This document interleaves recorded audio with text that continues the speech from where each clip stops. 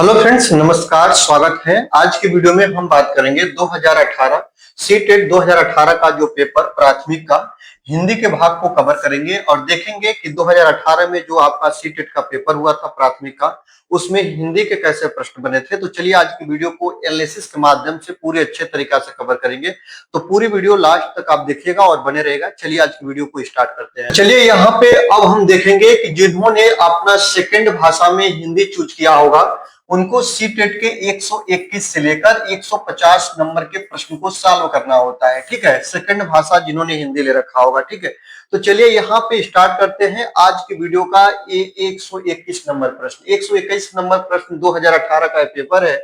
कह रहा है कि प्राथमिक स्तर पर बच्चों में लिखने का कौशल इस सीमा तक हो कि वे प्राथमिक प्राथमिक का मतलब 1 से 5 तक का वो बच्चा है और लिखने का कौशल कहाँ तक विकसित हो उसके अंदर कि सुंदर अक्षर में लिख सके। मतलब कि वह प्राथमिक का बच्चा है और आप उससे आशा करते हैं कि वह सुंदर लिख सके, छोटी कहानी लिख सके, इस ये आशा आप उससे रखते हैं कि विभिन्न उद्देश्यों के लिए वो लिख सके, ये आशा रखते हैं कि मानक वर्तनी को सही तरीका से लिख सके, ये आप लोग आशा रखते हैं। काफी छोटा बच्चा है, प्राथमिक में पढ़ने वाला बच्चा है। अगर वह लिखने के कौशल उसमें आपने विकसित कर लिया है तो इसका सबसे बेस्ट जो ऑप्शन होगा ना, सुंदर अक्षर का आशा हम उससे नहीं रखेंगे, छोटी कहानी की बात नहीं रखेंगे, मानक वर्तनी की बात नहीं रखेंगे। क्या चीज हम रखेंगे दोस्तों?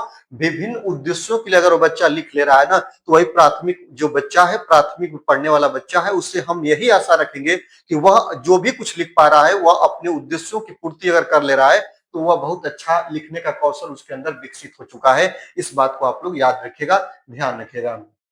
चलिए अब हम आगे आते हैं दोस्तों। यहाँ पर देखेंगे 122 नंबर प्रश्न। 122 नंबर प्रश्न क्या कह रहा है, ध्यान दीजिएगा।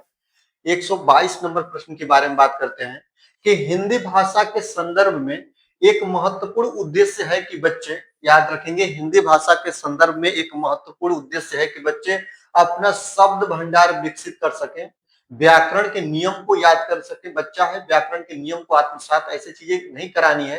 कहीं या लिखी गई बात आलोचनात्मक दृष्टि से परख सकें और कहीं या लिखी गई बात को शब्दंशः क और लिख सकें। याद रखेंगे, ये बात ध्यान रखिएगा। हिंदी भाषा के संदर्भ में एक महत्वपूर्ण उद्देश्य है कि बच्चे कहीं या लिखी गई बात आलोचनात्मक दृष्टि से परख सकें। अगर बच्चा परखेगा, यहाँ पे बच्चा सबसे ज्यादा एक्टिव होगा। जो प्राइमरी में पढ़ने वाला बच्चा है उससे हम यही आशा रखेंगे कि जो भी कुछ हम चीजें उसको दे रहे हैं हिंदी भाषा के संदर्भ में, अगर उसके अंदर, उस बच्चे के अंदर उस भाषा से संबंधित परख है, आलोचनात्मक दृष्टिकोण है, याद रखेंगे, तो ये बच्चा का ये बात सही होगा कि कहीं या लिखी गई बात आलोचनात्मक दृष्टि से परख सके अगर बच्चा, तो याद रखेंगे ये महत्वपूर्ण उद्देश्य होगा। याद रखेंगे वो प्राइमरी के बच्चे के लिए। ठीक है, चलिए अब हम आगे चलते हैं। यहाँ पे बात करेंगे 123 नंबर प्रश्न की। याद रखेगा 123 नंबर प्रश्न क्या कह रहा है कि प्राथमिक स्तर पर हिंदी भाषा का शिक्षण करते समय आप किस बिंदु पर सर्वाधिक बल देंगे? प्राथमिक स्तर पर मतलब कि वह बच्चा 1 से 5 में पढ़ने वाला बच्चा है, याद रखिएगा। और प्राथमिक स्तर पर हिंदी भाषा का शिक्षण करते समय आप किस बिंदु पर सर्वाधिक बल देंगे? अब हम ऑप्शन को देखते हैं। ऑप्शन कह रहा है हिंदी भाषा के मुहावरे और लोकोक्तियां पे, हिंदी भाषा के विभिन्न वाक्य संरचनाएं पे, और हिंदी भाषा का सौंदर्य और आचलिकता पे, और हिंदी भाषा की मानक वर्तनी पे। मानक वर्तनी सब चीजें आ जाए दोस्तों, ये बिल्कुल गलत है। तो याद रखिएगा प्राथमिक स्तर पर हिंदी भाषा का कौशल शिक्षण करते समय सबसे ज्यादा सर्वाधिक बल हम किस पर देंगे दोस्तों? तो हिंदी भाषा का सौंदर्य और उसकी आचलिकता पे। याद रखेंगे ऑप्शन नंबर 3 आपका बिल्कुल सही आंसर होगा, क्योंकि यहाँ पे छोटा बच्चा है, विभिन्न वाक्य संरचना वह नहीं कर पाएगा। याद रखेंगे वह मुहावरा और लोकोक्ति की तरफ भी आप लोग उसको नहीं ले जाएंगे, क्योंकि यह व्याकरण से रिलेटेड चीजें होती हैं। ठीक है, आप लोग ऐसा ना सोचिएगा कि यह मुहावरा और लोकोक्ति बताएंगे तो बच्चा आसानी से सीखना स्टार्ट कर देगा। याद रखिएगा। चलिए 124 नंबर प्रश्न की बात करते हैं कि पहली कक्षा की हिंदी भाषा की पाठ्य पुस्तक में आप किस विधा को सबसे अधिक महत्व देंगे? तो याद रखेंगे पहली कक्षा मतलब कक्षा 1 की बात कर रहा है। और कक्षा 1 में जो बच्चे होते हैं ना, उनको हम ज्यादा से ज्यादा क्या करते हैं? कहानी सुनाते हैं, नाटक, कि निबंध, कि डायरी। डायरी तो होगा नहीं, निबंध तो होगा नहीं, नाटक और कहानी में सबसे ज्यादा रुचि अब ये प्राथमिक में पढ़ने वाला बच्चा है, वह कहानी मिलेगा ना कि नाटक में। नाटक ऊपरी कक्षाओं में कराई जाती है और बच्चे को टीचर द्वारा कहानी सुना सुना के हम लोग उसके मनोबल को बढ़ाते हैं और वो पढ़ने में लीन हो पाता है। ऑप्शन नंबर 1 आपका बिल्कुल राइट आंसर हो जाएगा, इस बात को याद रखिएगा। चलिए आगे चलते हैं, यहाँ पे बात करेंगे 125 नंबर प्रश्न की। 125 नंबर प्रश्न ये कह रहा है कि पढ़ने का प्रारंभ डॉट डॉट से ही हो, किसी उद्देश्य के लिए हो। याद रखेंगे, पढ़ने का प्रारंभ किसके उद्देश्य के लिए हो, ये बात बताना है। अक्षर से ही हो और किसी उद्देश्य के लिए हो, शब्द से हो, वाक्य से हो, अर्थ से हो। तो याद रखेंगे पढ़ने का प्रारंभ कहां से होना चाहिए, तो याद रखेंगे पढ़ने का प्रारंभ अर्थ से ही हो और किसी उद्देश्य के लिए हो। ऑप्शन नंबर 4 आपका बिल्कुल सही आंसर हो जाएगा। अगर कोई बच्चा पढ़ रहा है तो उसका अर्थ यही है कि अगर वो पढ़ रहा है तो अगर अर्थ की प्राप्ति हो रही है तो पढ़ने को हम सार्थक लेंगे, अर्थ की प्राप्ति नहीं होगी तो उसको हम निरर्थक लेंगे। यहाँ पे कहा है उद्देश्य की बात कहा है, अगर कोई चीज हम पढ़ रहे हैं तो उसके अर्थ जानने के उद्देश्य से ही पढ़ते हैं, ये बात को याद रखिएगा। 126 नंबर की बात करते हैं। भाषा अर्जित करने के संदर्भ में कौन सा कथन उचित नहीं है, ये बात बताना है दोस्तों, याद रखिएगा। यह एक सहज प्रक्रिया है, भाषा का अर्जन सहज प्रक्रिया है दोस्तों, याद रखिएगा। यह एक स्वाभाविक प्रक्रिया है, ये भी बात सही होगा। बच्चे भाषा के नियमों को आत्मसात करते हैं, ये बात, और बच्चों को नियम बनाना सिखाया जाता है, ये बात। ऑप्शन चारों आपके सामने है, थोड़ा भी दिक्कत आपको नहीं होगी, क्योंकि देखिएगा यहाँ पे भाषा अर्जित की बात क्या है, अर्जित करना और अधिगम दोनों में अंतर होता है। अर्जन का मतलब होता है या अर्जित करने का मतलब होता है कि बच्चा बिना कोई जोर के धीरे धीरे वैसे लैंग्वेज व्यवहारता उस चीजें सीख जाता है। जैसे देखिएगा ना, यह एक सहज प्रक्रिया है भाषा का सीखना, वह माता पिता से धीरे धीरे सीख गया है, बात सही है दोस्तों। यह एक स्वाभाविक प्रक्रिया है, ये भी बात सही है। बच्चे भाषा के नियमों को आत्मसात करते हैं, मतलब कि वह धीरे धीरे लोगों से देख के सुन के समझ के सीख जाते हैं। और यहाँ पे दोस्तों यह जो है ना, नियम बनाना या सिखाना, ये अधिगम को करता है, यह भाषा अर्जन को नहीं करता, ये बात को याद रखिएगा। तो ऑप्शन नंबर 4 आपका बिल्कुल सही आंसर हो जाएगा। काफी जो है प्रश्न है, काफी अच्छा प्रश्न है, ऐसे ही प्रश्न बनते हैं, तो इसलिए आप इस चीज को अच्छा तरीका से कवर करिएगा, ठीक है।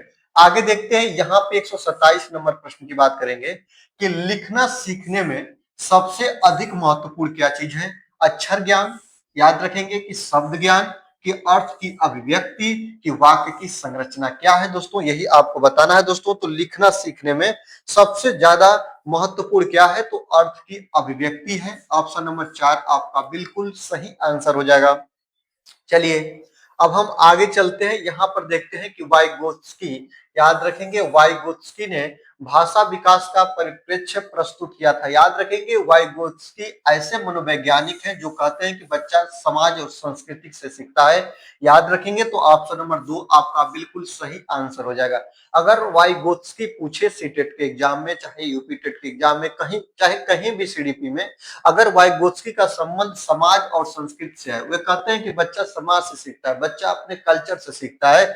ऑप्शन नंबर 2 आपका बिल्कुल सही आंसर हो जाएगा, ये बात को आप लोग याद रखिएगा। चलिए 129 नंबर की बात करते हैं। 129 नंबर प्रश्न क्या कह रहा है कि बहुभाषिक कक्षाओं में बच्चों के घर की भाषा को स्थान देने की दृष्टि से कौन सा कार्य सर्वाधिक प्रभावी है। याद रखिएगा, कोई भी कक्षा हो या बहुभाषिक कक्षा हो, चाहे कोई भी कक्षा हो, कोई भी जात वेशभूषा मजहब का बच्चा है, सबको एक साथ एक छत के नीचे एक प्रकार से शिक्षा प्रोवाइड कराना ही सबसे बेस्ट शिक्षा अधिगम रूप होता है, ठीक है। तो याद रखिएगा, यहाँ पे कहा है कि हिंदी भाषा के शब्दों को अपनी भाषा में कहो, ये बात उसके लिए सर्वाधिक प्रभावी होगा। कि हिंदी भाषा के शब्दों को अपनी भाषा में लिखो, ये होगा। कि हिंदी भाषा में सुनी कहानी को अपनी भाषा में कहो, ये होगा। कि अपनी भाषा में अपनी पसंद का कोई गीत सुनाओ, ये होगा। अब देखिएगा, हमको तो इस प्रश्न को देखने से लगता है कि चारों ऑप्शन सही है, लेकिन हमको एक ऑप्शन ढूंढ के निकालना है। और ऐसे जब स्थिति आती है तो आपको केवल ये चीज ध्यान देना है कि देख लीजिए कि बच्चा कहाँ पे ज्यादा से ज्यादा एक्टिव होगा, कौन बच्चा को सबसे ज्यादा अवसर दे रहा है, कहाँ पे बच्चा खोजबीन ज्यादा करेगा, कहाँ पे बच्चा के अंदर माइंड में तर्क वितर्क की चीजें ज्यादा आएगी। तो इस सभी ऑप्शन को देखिएगा तो आपको मिलेगा कि जब टीचर हाई वाला बात कहेगा 4 नंबर वाला, कि अपनी भाषा में अपनी पसंद का कोई गीत सुनाओ। मतलब यहाँ पे बच्चा को फ्री कर दिया गया है कि अपनी भाषा में भी सुनाओ और अपने पसंद का सुनाओ, जो तुमको पसंद आता हो। तो याद रखेंगे बहुभाषिक कक्षाओं में बच्चों की घर की भाषा को स्थान देने की दृष्टि से कौन सा कार्य सर्वाधिक प्रभावी होगा। याद रखेंगे यहाँ पे घर की भाषा कहा है और यहाँ पे अपनी भाषा में, मतलब घर की ही भाषा अपनी भाषा होगी, मातृभाषा ही अपनी भाषा होगी। और अपने पसंद का, याद रखिएगा अपने पसंद का कोई गीत सुनाइए। तो ये वाला ऑप्शन आपका बिल्कुल सही होगा, 4 नंबर ऑप्शन। इसको याद रख लीजिएगा दोस्तों, ध्यान रखिएगा। ठीक है, चलिए आगे चलते हैं। यहाँ पे 130 नंबर की बात करते हैं। 130 नंबर प्रश्न ये रहा दोस्तों। ठीक है, प्रश्न क्या कह रहा है कि कक्षा 5 के बच्चों की हिंदी भाषा का आकलन करने में कौन सा प्रश्न सर्वाधिक उपयोगी है। याद रखिएगा, कक्षा 5 की कोई कक्षा है और उसमें कोई टीचर पढ़ा रहा है और हिंदी भाषा का क्या कर रहा है दोस्तों, उसे करना है आकलन कि आप बच्चे क्या क्या सीख लिए हैं, क्या कितना सीख लिए हैं। ठीक है, अब देखिएगा झूरी के कितने बैल थे, ये टीचर बात पूछेगा तो उसके लिए अच्छा होगा कि झूरी के बैलों के नाम बताइए, गया कैसा व्यक्ति था, हीरा समझदार था या मोती क्यों। अब देखिए, ऐसा प्रश्न अगर आपसे पूछे तो यहाँ पे सर्वाधिक उपयोगी ऑप्शन कौन है। याद रखेंगे ये किसी कहानी का ये चीज है या मैटर है, ये किसी स्टोरी का मैटर है। लेकिन चारों ऑप्शन अगर मैं 4 लोगों से इस चारों प्रश्न को पूछूं तो एक ऐसा बच्चा होगा कहेगा कि सर ने मुझसे थोड़ा डिफिकल्ट प्रश्न पूछा है। और कौन, यहाँ पे देखेगा हीरा समझदार था या मोती समझदार था, और समझदार भी था तो क्यों था, यहाँ पे क्यों शब्द आ गया। तो हमको लग रहा है ना कि ये आकलन का सबसे बेस्ट तरीका है ऑप्शन नंबर 4। झूरी के कितने बैल थे, तो ये तो आपका अभिसारी प्रश्न है, 2 बैल थे, ये पता है आपको, हीरा और मोती। झूरी के बैलों के नाम बताइए, आप बता देंगे हीरा था, मोती था। गया कैसा व्यक्ति था, तो याद रखेंगे वो अपना बैल का किसानी का कार्य करता था, बिल्कुल बता देंगे। लेकिन यहाँ पे आप बताएंगे कि हीरा और मोती में कौन समझदार था और था तो क्यों था। ठीक है, तो ऑप्शन नंबर 4 आपका बिल्कुल सही आंसर होगा और बिल्कुल हम तरीके से इस चीज को कवर कर रहे हैं दोस्तों।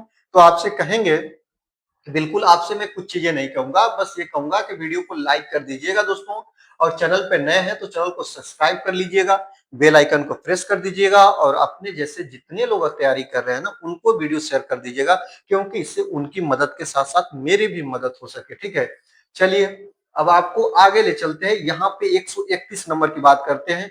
131 नंबर देखिएगा, 131 नंबर प्रश्न क्या कह रहा है कि हिंदी भाषा में आकलन का मुख्य उद्देश्य क्या है, यही आपको बताना है। आकलन का मुख्य उद्देश्य क्या होता है, बच्चों के व्याकरण ज्ञान को जानना होता है, ये बात सही होगा। कि बच्चों के शब्द भंडार का आकलन करना होता है, ये बात सही होगा। कि आपका प्रभावी भाषा प्रयोग में बच्चों की मदद करना, ये होता है। कि भाषा प्रयोग संबंधित त्रुटियों का आकलन करना होता है, क्या होता है। तो हिंदी भाषा में जो आकलन का मुख्य उद्देश्य होता है, व्याकरण ज्ञान को जानना नहीं होता है, शब्द भंडार का आकलन करना नहीं होता है।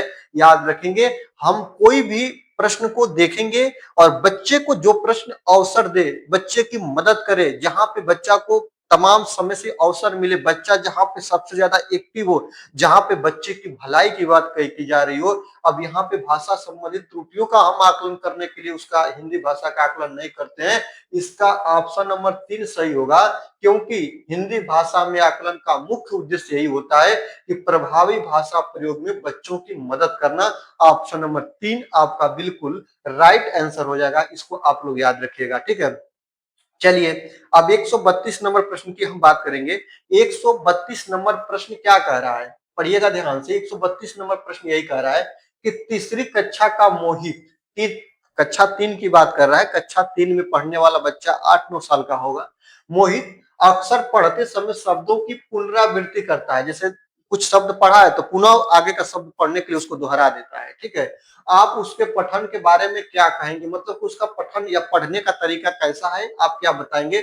उसे पढ़ना नहीं आता है, आप ये कहेंगे नहीं हम तो ऐसा नहीं कर सकते, क्योंकि वह पढ़ रहा है, अब दोहरा रहा है उसका कुछ दूसरा कारण है। आगे देखते हैं, उसे पढ़ने में बहुत कठिनाई होती है, ये बात है। वह अर्थ की खोज में पुनरावृत्ति करता है उसे शब्द पढ़ने में कठिनाई होती है। अगर आप लोगों किसी और को ये प्रश्न ले जाकर दीजिएगा तो वह कहेगा, कोई कह देगा कि कठिनाई हो रही है, कोई कहेगा उसे पढ़ना नहीं आता, कोई कहेगा कि बहुत कठिनाई होती है पढ़ने में, ठीक है। लेकिन मैं कहता हूं कि सीटेट की भाषा ये कहती है कि वह अगर पुनरावृत्ति कर रहा है, कोई बच्चा अगर अपनी कही गई बात को बार बार दोहरा के और आगे की बात को पुनः सोच सोच क्रिटिकल तरीके से वह बताता है, तो वह अर्थ निर्माण या अर्थ की खोज कर रहा है। बात याद रखेंगे, वह अर्थ की खोज में पुनरावृत्ति करता है। ये सीटेट की भाषा है, ये और भाषा नहीं है। ऑप्शन नंबर 3 आप बिल्कुल सही आंसर हो जाएगा। अगर कोई बच्चा कहीं पे पुनरावृत्ति कर रहा है तो बिल्कुल वह तो अर्थ की खोज कर रहा है, इस बात को याद रखिएगा, ठीक है। चलिए 133 नंबर प्रश्न की हम बात करते हैं। 133 नंबर प्रश्न क्या कह रहा है, देखिएगा 133 नंबर प्रश्न ये कह रहा है ना कि भाषा सीखने सिखाने की प्रक्रिया में सबसे कम महत्वपूर्ण क्या है, यही आपको बताना है दोस्तों। तो भाषा सीखने और सिखाने की जो प्रक्रिया है और इसमें सबसे कम महत्वपूर्ण क्या है, भाषा की पाठ्य पुस्तक, भाषा का आकलन, भाषा शिक्षण की पद्धति, भाषा का परिवेश। याद रखेंगे, जो भाषा का परिवेश होता है ना, ये भी भाषा सीखने सिखाने की प्रक्रिया में सबसे ज्यादा महत्वपूर्ण होता है। भाषा का परिवेश महत्वपूर्ण होता है। भाषा शिक्षण की जो पद्धति होती है, पढ़ाने का तरीका होता है, ये भी महत्वपूर्ण होता है। याद रखेंगे, भाषा का आकलन हम करते हैं कि बच्चा कितना सीखा, कहाँ पे गलती कर रहा, त्रुटियां बच्चे के सीखने में मददगार साबित होती है। लेकिन भाषा की पाठ्य पुस्तक याद रखेंगे सबसे कम महत्वपूर्ण होती है। ऑप्शन नंबर 1 आपका बिल्कुल सही आंसर हो जाएगा। ये सीटेट की भाषा है। अगर आपको लगेगा कि नहीं भाषा की पाठ्य पुस्तक की भाषा सीखने सिखाने की प्रक्रिया में मददगार साबित होती है, तो ऐसा नहीं है। इस बात को आप लोग याद रखिएगा, ध्यान रखिएगा, ठीक है। 134 नंबर की बात हम करते हैं और 134 नंबर प्रश्न आपका क्या कह रहा है, कह रहा है 134 नंबर प्रश्न, ध्यान रखिएगा कि भाषा शिक्षक के लिए जरूरी है कि वे भारतीय भाषाओं भाषाओं की डाट डाट को स्वीकार करें और समृद्ध साहित्य को डाट डाट की दृष्टि से देखें। क्या होगा, जटिलताओं को स्वीकार करें, विषमताओं को स्वीकार करें, जटिलताओं को नहीं दोस्तों, विषमताओं को नहीं दोस्तों। अब देखिएगा, विविधता को, सराहना को, अब कौन सा पहले आएगा यही आपको बताना है दोस्तों, ठीक है। देखिएगा, भाषा शिक्षक के लिए जरूरी है कि वे भारतीय भाषाओं की सराहना को स्वीकार करें, नहीं दोस्तों, विविधता को स्वीकार करें और समृद्ध साहित्य को सराहना की दृष्टि से देखें। ऑप्शन नंबर 3 आपका बिल्कुल सही आंसर हो जाएगा। जब भी आप लोग बिल्कुल आसान तरीका से कवर करिएगा ना, आपको मिल जाएगा, देख लेंगे, समझ जाएंगे कि यही ऑप्शन इसका बिल्कुल राइट आंसर हो जाएगा। इस बात को याद रखिएगा, ठीक है। चलिए अब हम लोग यहाँ पे आते हैं 135 नंबर प्रश्न और 135 नंबर प्रश्न क्या कह रहा है कि पहली कक्षा के बच्चों के साथ कविता गायन के बाद आप क्या करेंगे। कोई कक्षा 1 की कक्षा है, कक्षा 1 की क्लास है और उसमें कविता गायन हम सिखा रहे हैं, ठीक है। तो पहली कक्षा के बच्चों के साथ कविता गायन के बाद आप क्या करेंगे, एक सफल टीचर का गुण पूछ रहा है। बच्चे से कहेंगे कि वे सुनी हुई कविता को शब्दशः सुनाए, ऐसा आप करेंगे। बच्चों से कविता पर आधारित प्रश्न पूछेंगे। बच्चे को कविता में आए 5 शब्द बताने के लिए कहेंगे। प्राथमिक का बच्चा है, प्राथमिक के बच्चे को ध्यान में रख के, आपके जीवन की बातों को ध्यान में रख के, प्राथमिक का बच्चा को अगर आप कविता गायन करा देते हैं तो उसके बाद वह क्या क्या चीजें बता सकता है, वह शब्दशः उस कविता को सुना पाएगा, बिल्कुल नहीं। वह अगर आप बच्चों से कविता पर आधारित प्रश्न पूछेंगे तो बता पाएगा। बच्चों को कविता में आए 5 शब्द बताने के लिए कहेंगे तो क्या वो 5 शब्द बता पाएगा। और बच्चे से कहेंगे कि वे अपनी भाषा में अपनी पसंद की कोई कविता सुनाए तो ये काम वो कर पाएगा। तो आप लोगों को अगर चारों ऑप्शन दिखेगा, तो मैं ये नहीं कह रहा कि चारों ऑप्शन गलत हैं, लेकिन जो ऑप्शन नंबर 4 कह रहा है ना कि जहां पे बच्चा सबसे ज्यादा एक्टिव हो, जहां पे बच्चे की भलाई की बात कही जा रही हो, जहां पे बच्चा को मुख्य दृष्टिकोण माना जा रहा हो, कि बच्चे से आप कहेंगे कविता गायन के बाद कि चलो अब तुम सुनाओ अपने मन का, अपनी भाषा में और अपने तरीके से कोई गीत सुना दो, तो ये सबसे बेस्ट होगा। ऑप्शन नंबर 4 आपका बिल्कुल राइट आंसर हो जाएगा। इसको आप लोग याद रखिएगा, ध्यान रखिएगा। अब देखिएगा दोस्तों, यहाँ पे आपका आता है पैराग्राफ से प्रश्न। यहाँ पे दिया होता है निर्देश 136 से 143 के सही उपयुक्त उत्तर वाले विकल्प को चुनना है। एक बहुत बड़ा लंबा सा आपका ग्राफ होता है और यहाँ पे हम ग्राफ को पढ़ेंगे, देखेंगे, समझेंगे। लेकिन यहाँ पे सर्वप्रथम आप आ जाइए प्रश्न की तरफ। प्रश्न क्या कह रहा है और प्रश्न हम जब देखेंगे तो ग्राफ हमको बिल्कुल समझ में आ ही जाएगा। यहाँ पे देखिएगा, प्रश्न ये कह रहा है कि न्यू लिटिल स्कूल के शिक्षक खुले और सच्चे हैं में खुले का अर्थ क्या है, यही आपको बताना है। अब हम सीधा ग्राफ पर आते हैं और यहाँ पर देखते हैं दोस्तों, यहीं पे आपका न्यू लिटिल स्कूल के शिक्षक आ जाएंगे। यहाँ पे देखिएगा, सबसे महत्वपूर्ण बात यह है कि न्यू लिटिल स्कूल के शिक्षक खुले और सच्चे हैं, अर्थात लोग उन सभी विषयों पर बात करने के लिए तत्पर रहते हैं जिन पर बच्चे बात करना चाहते हैं। वे अपने सच्चे विचार प्रकट करते हैं और कोई बात अगर वे नहीं जानते हैं तो स्वीकार कर लेते हैं। इस बात को याद रखिएगा। अब हम आ जाते हैं अपने प्रश्न की तरफ और यहाँ पे देखिएगा कि न्यू लिटिल स्कूल के शिक्षक खुले और सच्चे हैं में खुले का अर्थ यही होता है कि बहुत खुले स्थान में रहना, बिना दुराव छिपाव के बात करना, व्यापक रूप से सोचने वाले, खुले तौर पर काम करने वाले। और मैंने आपको बता दिया कि न्यू लिटिल स्कूल के शिक्षक जो होते हैं बिना दुराव छिपाव के बात करते हैं और जो चीजें उनको नहीं आती है ना उनको वे मान लेते हैं। तो ऑप्शन नंबर 2 आपका बिल्कुल सही ऑप्शन होगा। ग्राफ से ही आप लोग देखिएगा। अब देखिएगा 137 नंबर प्रश्न क्या कहता है कि अमेरिकी शिक्षकों के बारे में कौन सी बात सही है, ये ग्राफ से हम ढूंढ के ही बताएंगे। अब देखिएगा, प्रश्न ये कह रहा है कि वे बच्चों के साथ सभी तरह की बात करते हैं, ये बात सही है। कि वे बच्चों को सभी तरह की बात करने देते हैं, ये बात सही है। कि वे बच्चों के साथ सभी तरह की बात नहीं करते हैं। कि वे बच्चों के साथ रोचक विषयों के बारे में बात करते हैं, कौन सा सही होगा। अब आ जाते हैं हम लोग अमेरिकी टीचर के साथ। यहाँ पे देखिएगा, 90% अमेरिकी शिक्षक विवादास्पद विषयों के बारे में स्कूल में बात करने में विश्वास नहीं करते तथा बच्चों को भी इन विषयों के बारे में बात नहीं करने देते। अब हमको कुछ नहीं करना। अब हम पुनः अपने प्रश्न पे आ जाते हैं और यही कहेंगे कि वे बच्चों के साथ सभी तरह की बात नहीं करते हैं, वे बच्चों के साथ रोचक विषयों के बारे में बात करते हैं, वे बच्चों के सभी तरह की बात करने देते हैं, वे बच्चों के साथ सभी तरह की बात करते हैं। तो ये प्रश्न आपका बिल्कुल राइट अगर आंसर की बात करेंगे दोस्तों तो यही होगा कि वे बच्चों के साथ सभी तरह की बात नहीं करते हैं, ये रोकते भी हैं। ठीक ना, विवाद, ये प्रश्न वहां पे था ना कि विवादों वाले चीज में जो अमेरिकी टीचर होते हैं विवादों वाले विषयों पर चर्चा नहीं करते और बच्चों को भी इस चर्चा से बचने के लिए अग्रेसिव करते हैं या मार्गदर्शन का काम करते हैं। ठीक है, चलिए 138 नंबर की हम बात करते हैं। 138 नंबर प्रश्न क्या कह रहा है, यह कह रहा है कि शिक्षकों को प्रशिक्षण में यह सिखाया जाता है कि वे यह स्वीकार करें कि वे अज्ञानी हैं, वे यह स्वीकार करें कि वे उलझे हुए हैं और वे यह स्वीकार न करें कि उन्हें ज्ञान नहीं है और वे यह स्वीकार न करें कि वे शिक्षक है। आपको यही बात बताना है दोस्तों। अगर आप लोग इसको बिल्कुल ध्यान से देखेंगे तो यहाँ पे शिक्षकों को प्रशिक्षण में क्या सिखाया जाता है, यहाँ पे देखिएगा, ये देखिए, शिक्षकों को प्रशिक्षण में बार बार यह सिखाया जाता है कि अपनी अज्ञानता, अनिश्चय और उलझन को कभी स्वीकार न करें।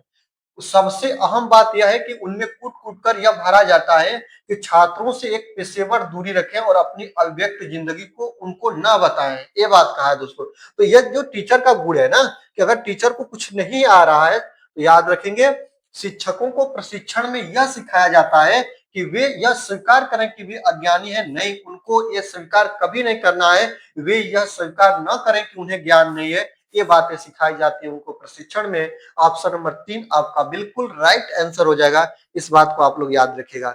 अब चलिए 139 नंबर प्रश्न की हम बात करते हैं और 139 नंबर प्रश्न क्या कह रहा है, यही कह रहा है कि बच्चों की सबसे ज्यादा जिज्ञासा किस बात में है। अब हम इसको पैराग्राफ से ढूंढेंगे। पैराग्राफ बिल्कुल ध्यान से देखेंगे तो यही समय आपका कम कराते हैं।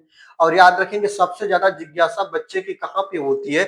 यहाँ पे देखिए ना, भावनाओं के बारे में कभी खुलकर बात नहीं करते लेकिन यही वे बातें होती है जिनमें बच्चों की सबसे ज्यादा जिज्ञासा होती है। किस चीज की, तो याद रखेंगे व्यक्तिगत जिंदगी और भावनाओं के बारे में कभी खुलकर बात नहीं करते हैं। कौन, शिक्षक लोग। शिक्षक लोग के बारे में बात कर रहा है। अब हम प्रश्न में आ जाते हैं। प्रश्न यही है कि बच्चों में सबसे ज्यादा जिज्ञासा क्या होती है, तो शिक्षक के व्यक्तिगत जीवन के जानने की। अब देखिए ना, शिक्षकों के निजी जीवन में, शिक्षकों की अज्ञानता में, शिक्षकों के प्रशिक्षण में और शिक्षकों की उलझन में। आपका ऑप्शन नंबर 1 आपका बिल्कुल सही आंसर होगा, क्योंकि जो बच्चे होते हैं वह शिक्षक के व्यक्तिगत जीवन के बारे में जानने की जानकारी उनके अंदर होती है, जो पैराग्राफ में बातें कही गई है। मैं आपको दिखा भी रहा हूं वहां पे, ठीक है। चलिए अब हम आगे चलते हैं, 140 नंबर प्रश्न को देखते हैं। और 140 नंबर प्रश्न आपका क्या कह रहा है? 140 नंबर प्रश्न ये कह रहा है कि पारंपरिक स्कूलों के बारे में कौन सा कथन सही नहीं है? सही नहीं है ये आपको बताना है। पारंपरिक स्कूलों में बच्चे ज्यादा बात नहीं कर सकते, पारंपरिक स्कूलों में बच्चे ज्यादा बात कर सकते हैं, और पारंपरिक स्कूलों में बच्चे मनपसंद बात नहीं कर सकते, और पारंपरिक स्कूलों में बच्चे ईमानदारी से बात नहीं कर सकते। अब देखिए ना, आपको ग्राफ की तरफ ले चलते हैं, और ग्राफ यही कह रहा है ना, देखिएगा इस ग्राफ में हमको एक चीज मिल रही है। इसलिए पारंपरिक स्कूलों में बच्चे ज्यादा बात नहीं कर सकते, और जब जब करते भी हैं तब वे जो चाहते हैं वह बात नहीं कर सकते, और ईमानदारी से नहीं कर सकते। इस बात को याद रखेंगे, यही आपका पैराग्राफ में दिया है। अगर आप बिल्कुल माइंड से देखेंगे तो आपको मिलेगा कि पारंपरिक स्कूलों में बच्चे ज्यादा बात नहीं कर सकते। इस बात को याद रखेंगे, ये बात आप लोगों का बिल्कुल राइट आंसर हो जाएगा। इस बात को आप लोग ध्यान रखिएगा, ठीक है। चलिए अब हम आगे चलते हैं 141 नंबर प्रश्न की तरफ। और 141 नंबर प्रश्न आपका क्या कह रहा है? ये कह रहा है कि बच्चों की दुनिया में कोई लड़ाई नहीं होती, वाक्य में इससे क्या तात्पर्य है? अब इसको भी वहीं से हम लोग पैराग्राफ से ही देखेंगे। यहाँ पे देखे ना, बच्चों की दुनिया में कोई लड़ाई नहीं होती, उनके लिए दुनिया उनके लिए दुनिया है और वे इस दुनिया में आना चाहते हैं। बच्चों को यह सुनना अच्छा लगता है कि यह दुनिया इतनी बेकार है, यहाँ करने के काबिल कुछ भी नहीं है, और इससे बचकर कितना दूर भागा जा सकता है। अब यहीं से आपका प्रश्न हमें मिल गया। अब हमारा ऑप्शन देखिए, यहाँ पे कह रहा है कि बच्चों की दुनिया में कोई लड़ाई नहीं होती, इसका तात्पर्य ये है कि बच्चे की दुनिया में कोई लड़ता नहीं है, ये बात कहना चाह रहा है। बच्चों की दुनिया से प्रेम है, ये बात नहीं। बच्चों की लड़ाई पसंद नहीं है, ये बात नहीं। बच्चों की लड़ाई नहीं करते, ऐसा कुछ नहीं। इसका अर्थ यही है कि बच्चों की दुनिया में कोई लड़ाई नहीं होती, मतलब बच्चों की दुनिया में कोई लड़ता नहीं है, ये बात कहना ये चाह रहा है। इस बात का यही स्पष्टीकरण निकल कर आ रहा है। चलिए 142 नंबर प्रश्न की हम बात करते हैं। विचार शब्द में इक प्रत्यय लगाने पर कौन सा शब्द बनेगा? तो याद रखेंगे वैचारिक बनेगा। ऑप्शन नंबर 1 आपका बिल्कुल सही आंसर होगा। अब देखिएगा ईमानदार शब्द क्या है? 143 नंबर देखिएगा, ईमानदार आपको बताए ही है कि ईमानदार में भावनाएं प्रकट की जा रही है कि व्यक्तिगत संज्ञा है, कि आपका समूहवाचक संज्ञा है, कि जातिवाचक संज्ञा है। जातिवाचक संज्ञा नहीं है, क्योंकि जैसे आप लोगों का नदी हो गया, आपका पहाड़ हो गया, ये सब गाय हो गई, सब जातिवाचक संज्ञा है। समूहवाचक संज्ञा जब चीजें झुंड में होती है तब होता है। व्यक्तिवाचक संज्ञा जब किसी व्यक्ति वस्तु स्थान का नाम होता है तब होता है। और जहां पे भावनाएं प्रकट की जाती है वहां पे भाववाचक संज्ञा होती है। और वह व्यक्ति ईमानदार है तो यह ईमानदारी शब्द किसी की भावना है। तो याद रखेंगे ऑप्शन नंबर 1 आपका बिल्कुल राइट आंसर हो जाएगा। इसी तरह दोस्तों आपका और एक पैराग्राफ देता है, और ये पैराग्राफ से प्रश्न पूछता है। हम सबको कवर करेंगे, आपको दिखाएंगे कि कैसे पैराग्राफ के प्रश्न को आसानी से हल कर सकते हैं। यहाँ पे देखिएगा, अब हम आ जाते हैं 144 नंबर पैराग्राफ, आप लोग पढ़िएगा। कह रहा है कि हेवल घाटी में किन पेड़ों के होने वाले विनाश के विरुद्ध जुलूस निकाले गए? आपको बता दें, आपको ये प्रश्न अपने माइंड से नहीं पढ़ना है, ये प्रश्न आपको बिल्कुल कहां से पढ़ना है प्यारे? तो ये प्रश्न आपको पढ़ना है इसी पैराग्राफ से, और पैराग्राफ पढ़ के इसके आंसर को देना होता है, पैराग्राफ के अकॉर्डिंग इसके आंसर को देना होता है, ठीक है। तो आपको बहुत कम समय में पढ़ने के लिए आपको बिल्कुल ध्यान तरीके से अगर पढ़ेंगे तभी आप बता पाएंगे। मैं इस बात को बता दूं, और इसके लिए मैं आपको एक ट्रिक बता रहा हूं। ट्रिक यही है दोस्तों, याद रखेंगे कि जो पहले शुरुआत के प्रश्न होते हैं ना, इनका आंसर पहले के शुरुआती ग्राफों में होता है, और जो लास्ट के जो प्रश्न होते हैं इनका जो आंसर होता है वह ग्राफ की निचली लाइन में होता है। यही थोड़ा इसकी ट्रिक होती है, ऐसे हम इसकी पहचान करते हैं। अब देखिएगा, हेवल घाटी में किन पेड़ों को कटने से बचाने के लिए यह आंदोलन चलाया गया था? तो आप लोग देखिए ना, हेवल घाटी के गांव वासियों ने चीड़ के पेड़ों को हो रहे विनाश को बचाने के लिए जुलूस निकाले थे। याद रखेंगे, तो ऑप्शन आपका क्या होगा सही? बिल्कुल आसान, आपका ऑप्शन नंबर 2 सही हो जाएगा, चीड़ के पेड़ों के लिए, ठीक है। अब देखिए यहाँ पे, अब हम आते हैं आपका 145 नंबर प्रश्न। 145 नंबर प्रश्न आपका क्या कह रहा है कि महिलाओं ने पेड़ों का रक्षा बंधन क्यों किया? याद रखेंगे, महिलाओं ने पेड़ों पर रक्षा बंधन क्यों बांधा, यही आपको बताना है। देखिएगा, घास चारा लेने जा रही महिलाओं ने इन पेड़ों से लीसा टपकाने के लिए लगाए गए लोहे के कील दिए, वह निकाल दिए, वह उनके स्थान पर मिट्टी की मरहम पट्टी कर दी। महिलाओं ने पेड़ों का रक्षा बंधन भी किया। मिट्टी की मरहम पट्टी करने के लिए महिलाओं ने उस पर रक्षा बंधन को बांधा। जो जो पेड़ थे ना, याद रखेंगे किसके प्यारे, तो याद रखेंगे जो ये चीड़ के पेड़ थे, इनसे लीसा निकाला जाता था और लीसा निकालने के लिए उसमें लोहे के कील मारी जाती थी। तो उस लोहे के कील को निकालकर और वहां पे मिट्टी की मरहम पट्टी किए और उन पर क्या बांध दे दोस्तों, रक्षा बंधन बांधे। इस बात को याद रखिएगा, ठीक है। चलिए अब यहाँ पे देखते हैं कि वन काटने का सबसे अधिक कष्ट महिलाओं को क्यों उठाना पड़ता था, ये आपको बताना है।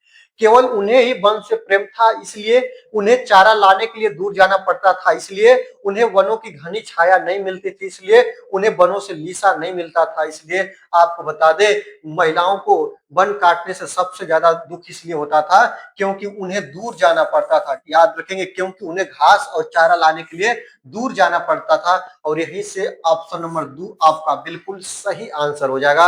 ऐसे प्रश्नों को पैराग्राफ हम पढ़ते हैं, पैराग्राफ से इस प्रश्नों को ढूंढ लेते हैं। अगर आप पैराग्राफ नहीं पढ़ना चाहते हैं, ओवर स्मार्ट तरीके से अगर इसके आंसर को हल करना चाहते हैं, तो अभी देखिए ना, उन्हें वन से प्रेम था, केवल महिलाओं को वन से प्रेम था ऐसा नहीं हो सकता है। उन्हें वनों से लीसा नहीं मिलता था, लीसा का मुख्य कारण नहीं हो सकता है। अगर आप लोग पर्यावरणीय दृष्टिकोण से देखेंगे तो यही होगा कि उन्हें चारा लाने के लिए दूर जाना पड़ता था। एक बार प्रश्न इस ग्राफ को पढ़ लेंगे, आपको आंसर मिल जाएगा, ठीक है। चलिए 147 नंबर की हम बात करते हैं। 147 नंबर प्रश्न क्या कर रहा है कि चीड़ के पेड़ों को किससे बहुत नुकसान हो रहा था, ये बात आपको बताना है। तो याद रखेंगे, बहुत ऊंचे अधिकारियों से हो रहा था, कि अधिक घास चारा लाने से हो रहा था, कि आपका बहुत अधिक लीसा निकालने से हो रहा था, कि कुछ ठेकेदारों से हो रहा था, यही आपको बताना है दोस्तों। तो याद रखेंगे, चीड़ के पेड़ों को किससे बहुत नुकसान हो रहा था, ये प्रश्न आपके लिए काफी इंपॉर्टेंट है। और इसको देखेंगे तो ये देखिए कि चीड़ के पेड़ों को नुकसान किससे हो रहा था,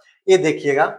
यहाँ पे आप लोग बिल्कुल देखेंगे तो चीड़ के पेड़ों को महिलाएं आगे आती थी, और यहाँ पे पेड़ों को लीसा टपकाने के लिए लगाए गए लोहे के कील से होता था। याद रखिएगा, ये लोहे के कील से सबसे ज्यादा उनको नुकसान होता था। किनको दोस्तों, तो चीड़ के पेड़ों को। अगर आप इसको बिल्कुल ध्यान से देखेंगे तो आपको मिलेगा, ये देखिए यहाँ पे चीड़ बहुत अधिक लीसा निकालने के लालच में चीड़ के पेड़ों को बहुत नुकसान हुआ, ये बात याद रखेंगे। बहुत अधिक नुकसान हुआ लीसा निकालने के लिए, ये बात याद रखिएगा, ठीक है। चलिए आगे देखते हैं, 148 नंबर प्रश्न की हम बात करते हैं।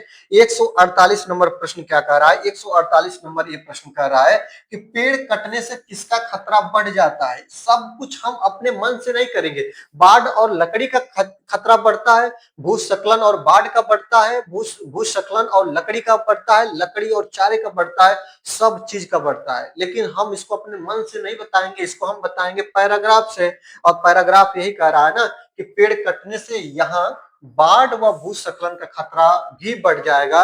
और यही आपका बिल्कुल सही ऑप्शन होगा। याद रखेंगे, पेड़ कटने से भूस्खलन और बाढ़ का खतरा बढ़ जाएगा। ऑप्शन नंबर 2 आपका बिल्कुल सही आंसर होगा, ये ध्यान रखिएगा आप लोग। और 149 नंबर की बात करते हैं दोस्तों। 149 नंबर प्रश्न क्या कह रहा है कि जो आपका 149 नंबर प्रश्न, ये आपका ग्रामर से है, ग्रामर पोर्शन से है। रोजी रोटी शब्द क्या है, रोजी भी आपकी संज्ञा है, रोटी भी आपकी संज्ञा है।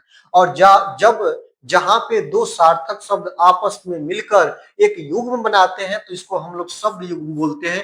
ऑप्शन नंबर 4 आपका बिल्कुल सही आंसर होगा, इसको भी आप लोग ध्यान रखिएगा, ठीक है। 150 नंबर की बात करते हैं। 150 नंबर प्रश्न क्या कह रहा है कि कुछ ठेकेदारों ने तो वास्तव में यह बात मानी कि वाक्य में निपात है। याद रखेंगे, कुछ ठेकेदारों ने, याद रखेगा यहां से यहां तक का ये बात आप लोग याद रखेंगे। और इसमें बताना है कि निपात क्या होगा। निपात वे शब्द होते हैं जो किसी शब्दांश में, याद रखेंगे, निपात वे शब्द होते हैं जो किसी शब्दांश में विशेष दबाव या विशेष अर्थ का प्रभाव दिखाने के लिए प्रयोग किए जाते हैं। याद रखेंगे, कुछ ठेकेदारों ने वास्तव में यह बात मानी, जो तो शब्द है ना, याद रखेंगे जो तो शब्द है ना, ये आपका निपात है और ऑप्शन नंबर 3 आपका बिल्कुल सही आंसर हो जाएगा। इस बात को याद रखेंगे। अतिरिक्त भाव प्रकट करते हैं, निपात वे शब्द होते हैं जो अतिरिक्त भाव प्रकट करते हैं और इसमें आपका निपात यही हो जाएगा दोस्तों। तो आपको याद रखेंगे आज के वीडियो का पूरा आप लोगों ने 30 प्रश्न को देखा जो कि 2018 का आपका प्राथमिक पेपर का हिंदी सेकंड लैंग्वेज था। ये बात आप लोग याद रखिएगा, काफी महत्वपूर्ण आज की वीडियो थी। तो आज की वीडियो आपको कैसी लगी कमेंट बॉक्स के माध्यम से जरूर बताइएगा और आपसे छोटा निवेदन होगा कि वीडियो को आप लोग लाइक कर लीजिएगा। चैनल पे नए हैं दोस्तों तो चैनल को आप जरूर से जरूर सब्सक्राइब करिएगा और बेल आइकन को प्रेस करिएगा और दोस्तों को वीडियो अधिक से अधिक मात्रा में शेयर कर दीजिएगा। दीजिए आज की वीडियो से विदा, देखते रहिए।